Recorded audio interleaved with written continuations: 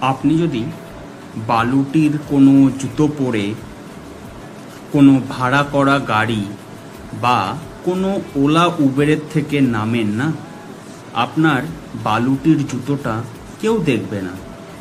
কিন্তু যখনই আপনার নিজের এই সমাজে একটা প্রতিষ্ঠিত নাম বা আপনার সমাজের গ্রহণযোগ্যতা অনেকটা বেশি হয়ে যাবে, তখন আপনি খালি পায়েও যদি নামেন, সেটাও একটা স্টাইল আইকন বা একটা ব্র্যান্ড রূপে পরিচিত হবে।